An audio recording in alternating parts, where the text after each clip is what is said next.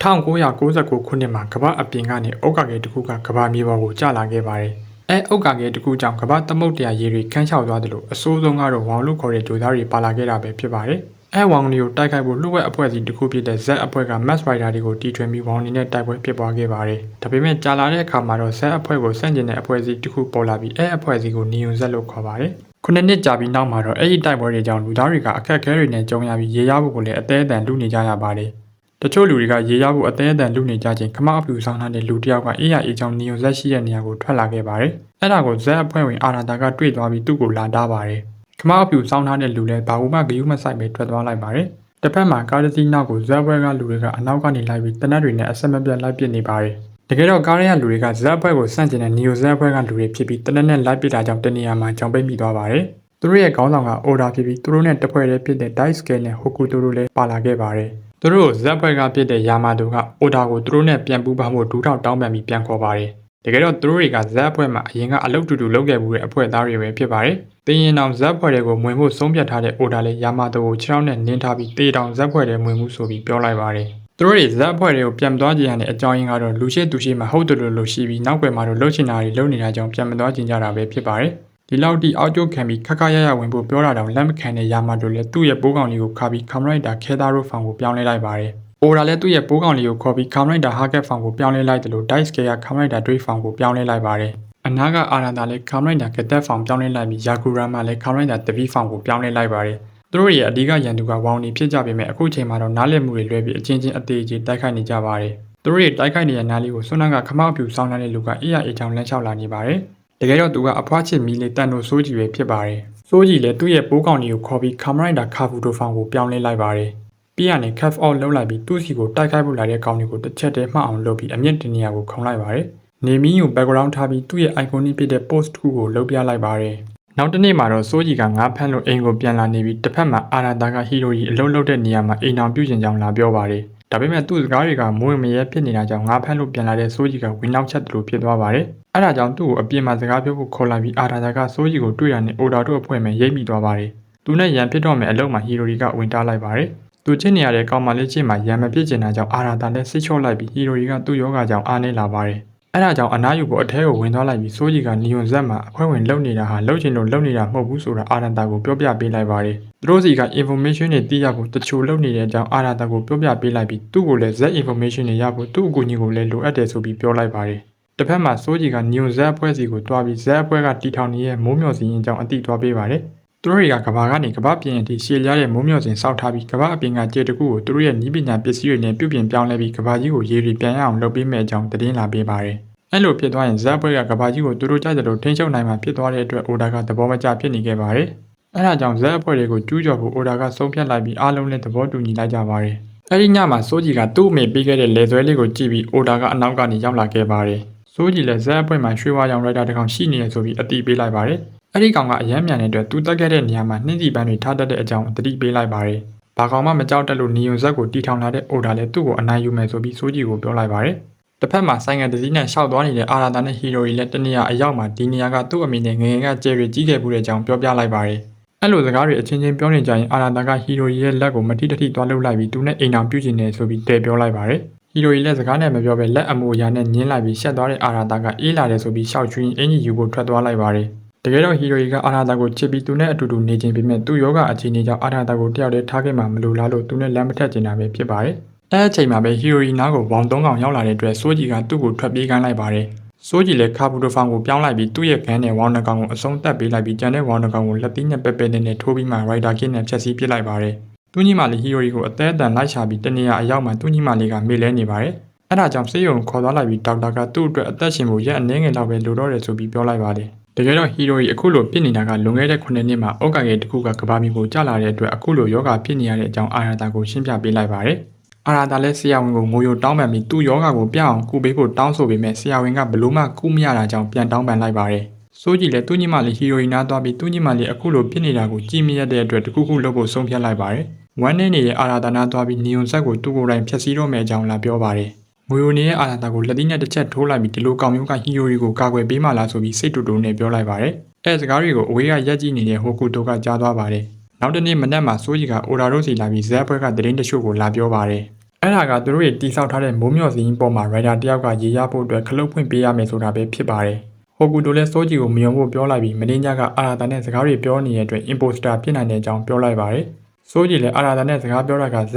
information ကိုယူဖို့ပူးပေါင်းနေတဲ့အကြောင်းပြောပေမဲ့ဟိုကူတိုကမယုံတာကြောင့်အကြမ်းကြီးနဲ့စစ်မိဖို့ဆုံးဖြတ်လိုက်ပါတယ်။စိုးကြီးကိုတန်ကြိုးနဲ့ရှိပြီးလက်သီးနဲ့အချက်ပေါင်းများစွာထိုးပြီးမဲ့စိုးကြီးကဘလို့မှမဖြုံတာကြောင့်အားထက်ထဲဖို့ပါပြောလိုက်ပါတယ်။တစ်ဖက်မှာအာရာတာလည်းဟီယိုရီကိုလက်ထပ်ဖို့အရေးအတင်းတောင်းဆိုနေပေမဲ့ဟီယိုရီကမကြခင်သူတေးရတော့မှဖြစ်တဲ့အတွက်သူ့အတွက်ကြောင့်တပားသူဒုက္ခမြောက်ခြင်းတဲ့အကြောင်းအာရာတာကိုပြောလိုက်ပါတယ်။အာရာတာလည်းသူတေးသွားရင်တော့သူ့ကိုအမြဲရှိနေအောင်မယ်ဆိုပြီးပြောလိုက်တာကြောင့်ဟီယိုရီလည်းစိတ်ပြောင်းလဲသွားပြီးသဘောတူလိုက်ပါတယ်။စိုးကြီးကိုရဲရဲဆက်ဆက်ထိုးနေရမကြည့်ချင်တော့တဲ့အိုဒါလည်းစိုးကြီးကိုလှုပ်ပေးဖို့ပြောလိုက်ပြီးအာရာတာနဲ့ပူးပေါင်းတာဟာတကယ်ဖြစ်နိုင်တဲ့အတွက်မိုးမျှော်စီရဲ့တည်င်းကိုမေးလိုက်ပါတယ်။စိုးကြီးလည်းအဲ့ project ကနောက်ရက်အနည်းငယ်ကြာရင်စတော့မှဖြစ်လို့အခုမလှုပ်ချင်နောက်ကျသွားလိမ့်မယ်ဆိုပြီးတတိပေးလိုက်ပါတယ်။တစ်ဖက်မှာအာရာတာလည်းအပျော်လွန်ပြီးအလုပ်ကိုတောင်မသွားဘဲမင်္ဂလာပွဲအတွက်ပြင်ဆင်နေပါတယ်။အဲဒီအချိန်မှာပဲယာမာတိုစီကနေဖုန်းလာပြီး project အတွက်အလုပ်လာခဲ့ဖို့ပြောလိုက်ပါတယ်။စိုးကြီးလည်းသူ့ကိုတစ္ဆာဖောက်သွားတဲ့အကြောင်းပြောလိုက်တော့အာရာတာလည်းဟီယိုရီကိုနှုတ်ဆက်ပြီးထွက်သွားလိုက်ပါတယ်။တကယ်တော့စိုးကြီးကအစပိုင်းမှာဇက်အဖွဲ့နဲ့ပူးပေါင်းထားတာဖြစ်ပြီးတချို့အနေနဲ့နီယွန်ဇက်မှာ imposter လုပ်နေတာပဲဖြစ်ပါတယ်။အခုတော့နီယွန်ဇက်မှာအဖမ်းခံလိုက်ရတဲ့အတွက်နီယွန်ဇက်မှာပူးပေါင်းလိုက်တာပဲဖြစ်ပါတယ်။တစ်ဖက်မှာအိုဒါလည်းဇက်အဖွဲ့အစည်းကိုကျူးကျော်ဖို့လက်အောက်ငယ်သားတွေကိုမေခွန်းပြောကြရင်သူနဲ့စိုးကြီးကဆိုင်ကနေအရင်ထွက်သွားလိုက်ပါတယ်။ Dice Scale နဲ့ Hokuto ကတပွဲဖြစ်ပြီး Dice Scale ကသူ့ရဲ့ Dragon Flight နဲ့ Drake Farm ကိုပြောင်းလဲပြီးအနားကစက်ရုံတွေကိုတနက်နဲ့လိုက်ဖြတ်စီးနေပါတယ်။ဌာနထဲမှာလည်းယာမာတိုနဲ့အာရာတာကကမ္ဘာအပြင်ကိုတွားဖို့အတွက်ဒက်လီကာကိုတုံးပြီးကမ္ဘာအပြင်ကိုထွက်သွားလိုက်ကြပါတယ်။ Dice Scale လည်းတနေရာရောက်မှာဘာရန်သူမှမရှိရကြောင်းတိုင်ပတ်နေတဲ့အချိန် Hokuto ကအဖွဲ့သားတွေနဲ့သူ့နောက်မှာရောက်နေပြီပဲဖြစ်ပါတယ်။တကယ်တော့သူကမှဇက်အဖွဲ့ရဲ့တချို့အစ်စ်ဖြစ်ပြီးနီယွန်ဇက်ကိုဖျက်ဆီးဖို့အတွ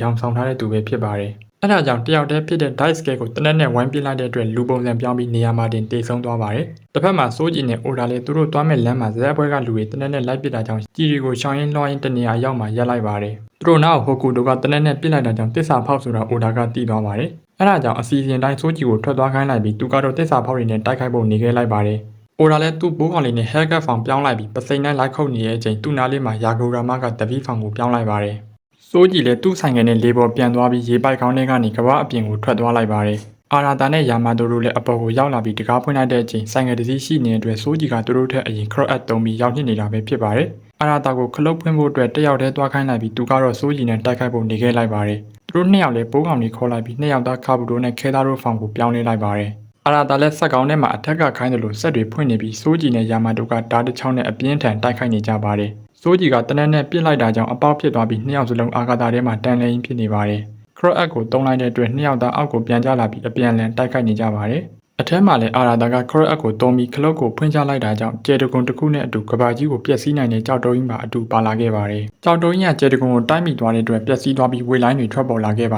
ယ်။အဲ့ဒီဝေလိုင်းတွေကြောင့်ဂျိုရုရင်လည်းပျက်စီးသွားပြီးစိုးကြီးတို့လည်းအောက်ကိုကျသွားပါတယ်။ဇက်ဖွဲကလူကြီးပိုင်းအရာရှိတွေလည်းသူတို့ရဲ့ပလန်ကတဲတဲ့ရေတုံဖြစ်သွားတဲ့အတွက်အင်ကြီးအပျော်နဲ့လူကိုဘာကြောင့်မှမသိခေါ်လိုက်ပါတယ်။ကြာလာတဲ့အချိန်ကပြင်းတဲ့အတွက်မီးတွေတောက်လောင်နေပြီးစိုးကြီးကသူ့ဆိုင်ငယ်ကိုခေါ်လိုက်ပါတယ်။ဆိုင်ငယ်ပေါ်ကိုခက်ခက်ခဲခဲတက်ပြီးနောက်မှာတော့ယာမာတိုကိုအသက်ရှင်ရှင်သူ့လက်ကိုမြင်းမြဲကင်ထားဖို့ပြောလိုက်ပါတယ်။ဒါပေမဲ့ယာမာတိုကခေါင်းမာတာကြောင့်သူ့လက်ကိုလွှတ်ချလိုက်ပါတယ်။ကဘာပေါ်မှာလည်းယာဂူရာမနဲ့အိုဒါတို့တိုက်ခိုက်နေပြီးအိုဒါကပစိန်နဲ့လိုက်ခုတ်ပြီးမဲ့ယာဂူရာမရဲ့ထိုးချက်တွေကြောင့်သူပဲမှောက်သွားပါတယ်။အဲ့ဒါကြောင့်ဂန်နဲ့ပစ်လိုက်တဲ့အတွက်အငိုက်မှာရိုက်တာပြီးနဲ့ခုတ်ထစ်လိုက်တာကြောင့်လူပုံစံပြောင်းပြီးဒူးထောင်ရင်တေဆုံးသွားပါတယ်။မီးတောက်တွေနဲ့ပြုတ်ကျလာတဲ့ယာမာတိုလည်းအောက်ရောက်တော့ပောက်ကွဲသွားပါတယ်။အိုဒါလည်းဇက်ဖွဲကကောင်တွေတဖြုတ်ဖြုတ်တေနေတဲ့အတွက်နောက်ဆုံးကြံတဲ့တစ္ဆာဖောက်မှကိုရှင်းပြဖို့ပြင်နေပြီးတစ်ဖက်မှာစိုးကြီးကဆိုင်ငယ်နဲ့အဆင်ပြေပြေဆင်းနိုင်ခဲ့ပါတယ်။တစ္ဆာဖောက်ကိုလိုက်ချနေတော့မှပဲသူ့နားလေးမှာရွှေဝါရောင်ရိုက်တာကနှင်းစီပန်းကိုင်းရင်ရောက်လာခဲ့ပါတယ်။အိုဒါလည်းပစိန်နဲ့ခုတ်ဖို့အပြင်ရွှေဝါရောင်ရိုက်တာက Hyper Crow Up ကိုတုံးလိုက်တာကြောင့်မျက်စိတမိတ်အတွင်းဘိုက်ကိုထိုးပြီးသားဖြစ်နေပါတယ်။အတွင်းကြေသွားတဲ့အိုဒါလည်းလူပုံစံပြောင်းရင်နေရာမှာတင်တေဆုံးသွားပါတယ်။စိုးကြီးလည်းအဲ့မြင်ကွင်းကိုအဝေးကကြည့်နေပြီးထွက်သွားကန်ဒီအာရာတာကရောက်လာပါတယ်။အာရာတာလည်းသူ့ဘော်တစ္ဆာဖောက်တဲ့အတွက်လက်သီးနဲ့တစ်ချက်ထိုးလိုက်ပေမဲ့စိုးကြီးကပြန်မထိုးတာကြောင့်ဘာလို့လဲဆိုပြီးမေးကြည့်လိုက်ပါတယ်။စိုးကြီးကဟီယိုရီစိတ်မကောင်းဖြစ်သွားလိမ့်မယ်ဆိုပြီးဖြေလိုက်တာကြောင့်အာရာတာလည်းစိုးကြီးကဟီယိုရီကိုသူ့လိုပဲချစ်နေတယ်ဆိုပြီးထင်သွားပါတယ်။စိုးကြီးကသူ့ထင်နေတယ်လို့မဟုတ်ပဲဟီယိုရီကသူ့ရဲ့ညီမအရင်ဆိုတာပြောပြလိုက်တာကြောင့်အာရာတာလည်းအံ့ဩသွားပါတယ်။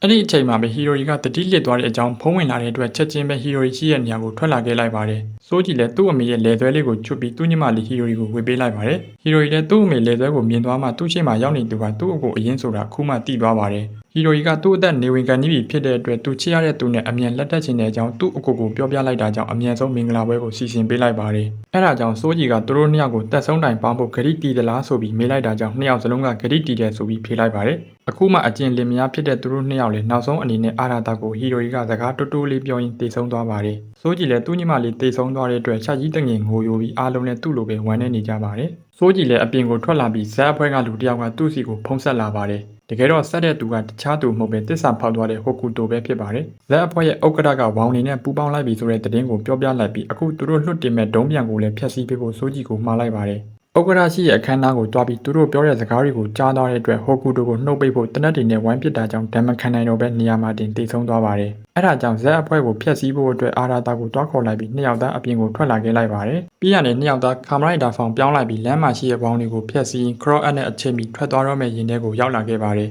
။ရင်ထဲမှာလည်းသူတို့ကိုစောင့်ကြိုနေတဲ့သူရှိပြီးအဲ့ဒါကတခြားသူမဟုတ်ပဲဇက်အဖွဲ့ကအင်ကြီးအဖြူဝတ်ထားပြီးနှင်းစီပန်းကင်ထားတဲ့သူပဲဖြစ်ပါတယ်။စိုးကြည်နဲ့အာရာတာတို့လည်းကာမရိုက်တာဖောင်ပြောင်းလိုက်ပြီးတူးရှိကလူလည်းကာမရိုက်တာခက်ခက်ဆက်ဖောင်ကိုပြောင်းလဲလိုက်ပါတယ်။စိုးကြည်တို့လည်း crow at လှုပ်လိုက်ပေမဲ့မျက်စိတမိတ်အတွင်းမှာခက်ခက်ဆက်ကသူတို့အနောက်ကိုရောက်သွားပြီးနှစ်ကောင်လုံးကိုလေပေါ်မှာတိုက်ခိုက်လိုက်ပါတယ်။ hyper crow up over ဖြစ်သွားတဲ့အခါအာရာတာကစွဲငင်ကခလုတ်ကိုဖွင့်ချလိုက်တာကြောင့်ခက်ခက်ဆက်လည်း hyper crow up ကိုပြန်သုံးပြီးနှစ်ကောင်လုံးကိုပြန်ကန်ပေးလိုက်ပါတယ်။တကယ်တော့စိုးကြည်ရဲ့ပလန်ကသူ့ရဲ့ hyper crow up ကိုယူချင်တာဖြစ်ပြီးတေဆုံးသွားတဲ့သူ့ညီမလေးကိုပြန်ကယ်ချင်တာပဲဖြစ်ပါတယ်။ခက်ခက်ဆက်ထွက်လာဖို့စိုးကြည်ကအခုလိုအကွက်ကျစီစဉ်ထားပြီးမဲ့ခက်ခက်ဆက်ကအခုချိန်မှာသူထွက်လာတာကနောက်ကျသွားပြီဆိုပြီးပြောလိုက်ပါတယ်။ဘာလို့လဲဆိုတော့သူတို့အခုရောက်နေတဲ့ရင်ပြန်ကအေယာမဥက္ကခဲထဲမှာရှိတဲ့ဝေါင်းတွေကိုနှိုးဖို့ပဲဖြစ်ပါတယ်။စိုးကြည်လည်းအံ့ဩသွားပြီးမဲ့ခက်ခက်ဆက်လက်တစ်ဖက်နဲ့ကင်ပေါက်တာခံလိုက်ရပြီးအဆုံးသတ်ပေးဖို့အနေနဲ့ hyper crow up နဲ့ maximum rider kit ကိုသုံးလိုက်ပါတယ်။ rider kit နဲ့အဆုံးသတ်ခံဒီအာရာတာကချုပ်ထားလိုက်တာကြောင့်စိုးကြည်ကသူ့စီကနေ hyper crow up ကိုယူထားလိုက်ပြီး rider kit နဲ့အထဲကိုကန်ထည့်ပေးလိုက်ပါတယ်။ rider patch နဲ့ထိုးဖွင့်မဲ့အလုပ်မှာတကားဖွင့်လိုက်တာကြောင့်အာဂါတာလေးကိုရောက်သွားပါတယ်။ဒဏ်ရာတွေရနေတဲ့အာရာတာကိုရင်အသေးလေးနဲ့ထည့်ပေးလိုက်ပြီးကဘာပေါ်ကိုလွှတ်ပေးလိုက်ပါတယ်။ဒါပေမဲ့ခါကဆက်ကကတ်တွယ်ပြီးပါလာတာကြောင့်သူ့ရဲ့လက်သီးနဲ့ထိုးဖွင့်လိုက်တဲ့အတွက်တိတ်ဆုံးသွားပါတယ်။ခါပူတို့လည်းစွန်းနက်ကယူထားတဲ့ hyper crow up ကိုသုံးပြီး hyper form ကိုပြောင်းလဲလိုက်ပါတယ်။ပြီးရတဲ့အပြင်ကိုထွက်လာပြီး hyper crow up ကိုသုံးလိုက်တာကြောင့်အချိန်တွေနောက်ပြန်ဆုတ်သွားပြီးခါကဆက်ကိုတားနိုင်ခဲ့ပါတယ်။ hyper crow up ကိုသုံးပြီး hyper kit နဲ့ကန်လိုက်တဲ့အတွက်လွင့်ထွက်သွားပြီးသူ့ရင်နဲ့အတူပျက်စီးသွားပါတယ်။စိုးကြည်လည်း hyper form နဲ့ကြောက်တိုးကြီးနားသွားပြီးအနားရောက်တာနဲ့ hyper crow up ကိုသုံးလိုက်တာကြောင့် time travel ဖြစ်သွားပြီးလွန်ခဲ့တဲ့9နှစ်ကကဘာမြေပေါ်ကျလာတဲ့ဥက္ကခရီးနာရောက်သွားပါတယ်။ဘောင်နေရှိရဲ့ဥက္ကခဲကိုတွန်းပြီးဥက္ကခဲအကြီးစားနဲ့တိုက်လိုက်တာကြောင့်နှင်းတွေကျလာပြီးအာရာတာဟီရိုရီနဲ့ကဘာပေါ်မှာရှိတဲ့လူတွေလည်းအကုန်ပျောက်ကွယ်သွားပြီးခါပူတို့စီးရီးတွေကလိုအဖြစ်ပြက်မျိုးဖြစ်သွားခဲ့ပါတယ်။တိုက်တွေပြိနေတဲ့ကလေးနှစ်ယောက်နာကို hyper form နဲ့ရောက်လာတဲ့စိုးကြည်လည်းငငယ်ကစိုးကြည်ကိုကပတ်ပေးလိုက်ပြီးဝစ်ခိုင်းလိုက်ပါတယ်။ပြရတဲ့သူကပျောက်ကွယ်သွားပြီးလူငယ်လေးစိုးကြည်ကကပတ်ဝစ်ထားလိုက်တာကြောင့်သူ့ညီမလေးဟီရိုရီကိုကယ်တင်နိုင်ခဲ့ပါတယ်။နောက်9နှစ်အကြာမှာတော့ဟီရိုရီကဘာယောဂမှမရှိပဲဘွားကိုအေးအေးဆေးဆေးဖြတ်တန်းနေပြီးကဘာကြီးကလည်းအရင်လိုပြန်ကောင်းလာခဲ့ပါတယ်။တစ်ဖက်မှာကျွန်တော်တို့သိတဲ့စိုးကြည်လည်းသူ့ညီမမဟုတ်တဲ့သူ့ညီမလေးနဲ့ဖြတ်တန်းရတော့မှဖြစ်ပြီးဒါကိုတော့ခါမလိုက်တာခါဘူးတို့စီရီကြည့်ရင်ဘာတွေဆက်ဖြစ်လာမလဲဆိုတာသိရမှာပဲဖြစ်ပါတယ်။နောက်ဆုံးမှာတော့သူတို့3ယောက်စလုံးကမ်းခြေမှာပျော်ပျော်ရွှင်ရွှင်ဆော့ကစားနေကြရင်ခါမရိုက်တာခါဘူးတော့ Godspeed လက်ဟာလည်းဒီမှာပဲအဆုံးတက်သွားပြီပဲဖြစ်ပါတယ်။